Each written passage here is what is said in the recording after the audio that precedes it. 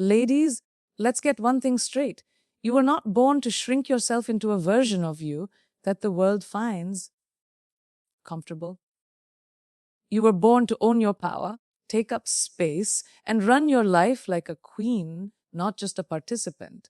But here's the truth no one tells you: queen energy doesn't come from a crown. It comes from clarity, courage, and a deep, unapologetic commitment to yourself.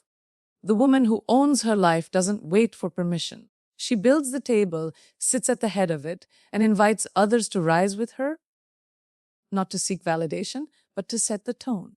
She's not perfect. She's bold. She makes mistakes, but she owns every chapter, even the messy ones, because every scar is a sign of strength. This energy isn't about ego, it's about alignment, knowing who you are, what you stand for, and refusing to live life on mute. You don't need to hustle to prove your worth. Your presence is enough. But you do need to show up like you believe in your own magic, because no one can do that for you. So here's the blueprint: stop doubting. Start deciding, stop apologizing, start aligning, and stop waiting for a spotlight, because when you walk in your truth, you become the light. Own your story. Own your power. You weren't born to be a background character in your own life. You're the main event. It's time to claim it.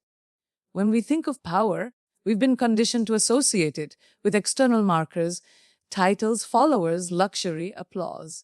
But real queen energy, that doesn't come from what's on your head or in your bank account. It starts deep within. It's a mindset.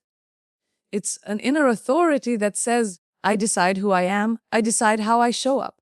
I don't need outside approval to validate my worth. The woman who owns her life knows that her energy is her brand, and it radiates before she even speaks a word. This kind of energy doesn't rely on anyone handing you an opportunity or telling you you're enough. It's built in quiet moments when no one's watching. When you choose to trust yourself, when you keep your word to yourself, when you stand tall, even when everything around you tries to make you shrink. It's not loud, but it's unshakable. People feel it. You don't have to announce it. You walk into a room and the air shifts.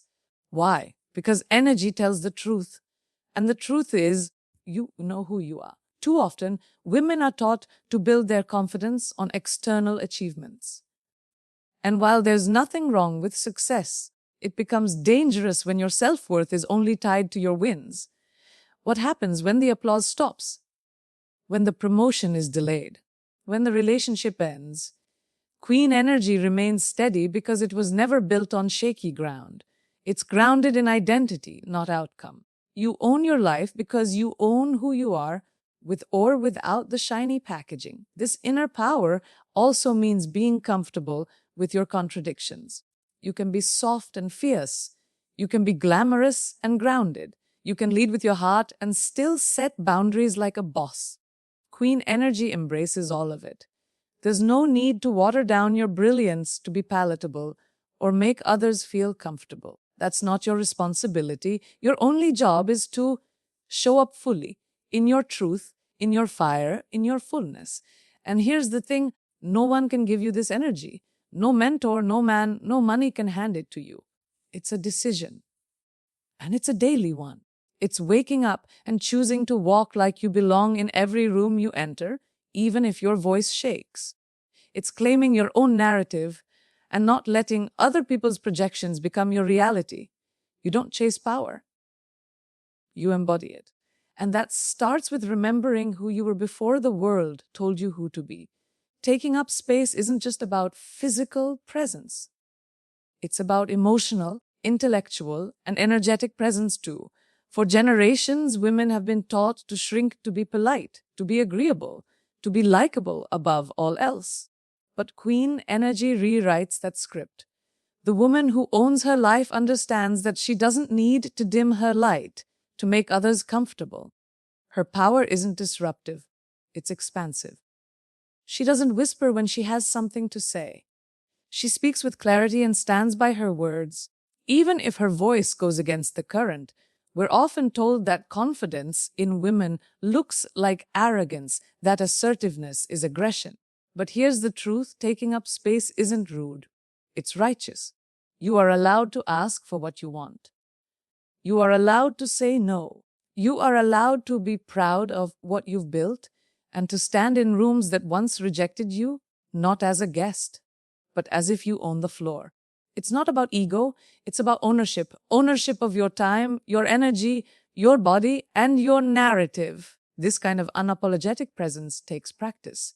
It means breaking old habits, like apologizing when you've done nothing wrong, downplaying your achievements, or second, guessing your ideas in meetings. It means no longer explaining yourself to people who are committed to misunderstanding you.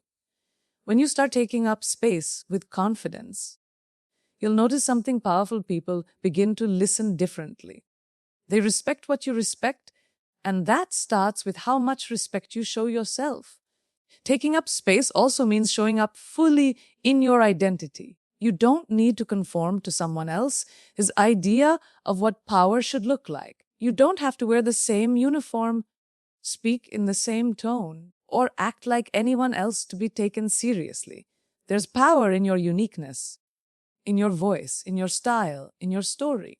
The most magnetic women aren't the ones trying to fit in. They're the ones who give themselves permission to stand out. Not for attention, but because they finally understand they were never meant to blend in. And let's be real, when women start taking up space, things shift. Some people will be inspired. Some will feel threatened. That's not your burden to carry. Your job is to stay rooted in your truth and walk with purpose.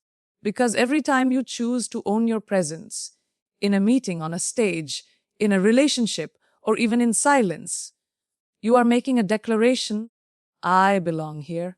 I deserve to be heard. I am not an afterthought.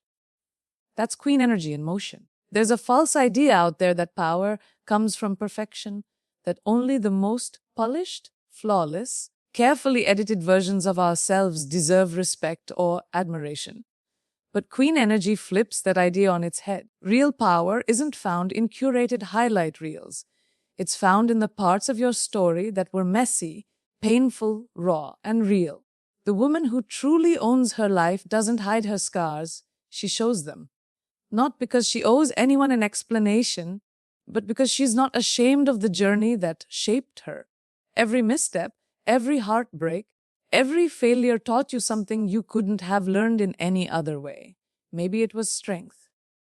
Maybe it was boundaries. Maybe it was learning to rise when you were expected to stay down. Whatever it gave you, it belongs to you now, not as baggage, but as armor. You are not the mistakes you made. You are the woman who survived them. And if you made it through, that means your story holds power, power that someone else might need to see, hear, or feel. Owning your story also means refusing to let anyone else define it for you. People will try to label you by your past, your choices, your trauma, your silence, even your ambition. But you get to decide the meaning of your own narrative. That's where the real magic is. Not in rewriting your story to make it prettier, but in reclaiming it so that it's honest. You get to say, yes, that happened. And I'm still here. I'm better, wiser, and stronger because of it. That's not weakness. That's royalty. There's nothing more liberating than no longer hiding the parts of yourself that once made you feel small. When you embrace all of who you are, the wins, the wounds, the wild moments in between, you stop performing and start living. And from that place, you become unstoppable. Why? Because you're no longer controlled by fear of exposure. You've already stood in your truth. There's nothing left to prove and nothing left to run from. And don't get it twisted. Owning your story doesn't mean staying stuck in it. It means choosing to see it with clear eyes and open heart. It means standing tall in your timeline without pretending or erasing. Because queens don't just rise, they rise with their roots intact. And those roots, they grow in the dark, they grow in the storm, they grow in the moments that nearly broke you and still didn't. Leadership isn't a title you're given, it's a posture you step into. And the most powerful women don't wait for someone to hand them a microphone. a promotion, or a gold star, they don't ask, "Am I ready?" or "Am I allowed?" They feel the call and they move. That's the essence of queen energy. Recognizing that your voice, your vision, and your presence are already enough and acting on it, even if no one claps, no one opens the door, and no one believes in you yet. You don't need a green light. You are the green light. So many women stay stuck in waiting rooms, waiting for a mentor to validate them, waiting for the timing to feel right, waiting for someone else to say, "You can go now." But queens don't wait in line, they create new lanes.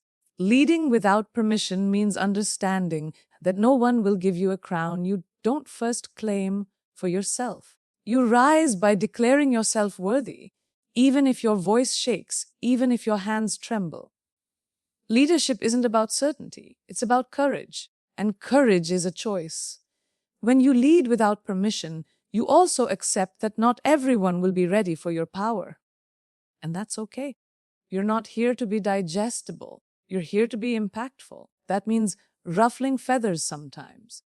That means being the only woman in the room and refusing to make yourself smaller. That means walking into spaces where your presence challenges the status quo, not to cause conflict, but because you know change never happens quietly. And real queens, they're not afraid of being misunderstood on the path to something greater. This kind of leadership starts at the personal level. It's not just about boardrooms and movements. It's about daily decisions. It's in how you speak up when something doesn't sit right. It's in how you advocate for yourself in relationships. It's in how you protect your peace, set your boundaries, and model integrity when no one's watching. You don't need a platform to lead. You just need to live with purpose and let that purpose be louder than your fear. And here's something powerful. The moment you stop waiting for permission, other women start watching. You don't just liberate yourself, you give silent permission to others to rise too. Your bravery becomes contagious. Your self-trust becomes a mirror for women who have been doubting their own. You lead not by pushing people forward, but by standing so fully in your truth that others remember how to return to theirs. There's a moment in every powerful woman's life when she realizes she's been waiting for something that doesn't exist. A sign, a savior, a spotlight. And then it clicks, you are the light, not the supporting role, not the echo of someone else's greatness. The source, the glow, the main character energy. Queen energy doesn't wait to be discovered, it walks in already knowing its worth. You weren't meant to chase recognition. You were born to radiate. Regardless of who's watching, you don't have to prove your light, you just have to stop dimming it. Whether it's for acceptance, to avoid criticism, or to protect fragile egos, too many women shrink in spaces where they should shine. But light isn't selfish, it's generous. When you let yourself be seen in your full power, with no apologies or filters, you give others permission to do the same. Your confidence doesn't steal from anyone, it sparks something. It reminds people what's possible when you stop hiding. And don't confuse humility with invisibility. You can be humble and still shine like the sun. You can lead with grace and still walk with fire. Being the light isn't about being loud. It's about being luminous. It's the quiet kind of power that doesn't need to announce itself. It's in how you walk into a room, how you speak truth even when your voice shakes, how you choose yourself again and again, especially when it would be easier to stay small. This kind of radiance is built from within. It's forged in the moments you kept going when no one clapped. It's born from nights you cried yourself to sleep, then got up the next morning and chose to rise again. You are not powerful because everything has been easy. You are powerful because you kept your light on in the dark. And the more you protect that light, by setting boundaries, prioritizing your peace, and honoring your voice, the brighter you become. So stop waiting for the invitation to shine. Stop asking for the spotlight. You don't need it. You are the spotlight. You're not here to be a reflection of someone else's brilliance. You're here to ignite your own. And when you finally own that truth, something incredible happens. The world stops trying to define your value and starts responding to your vibration.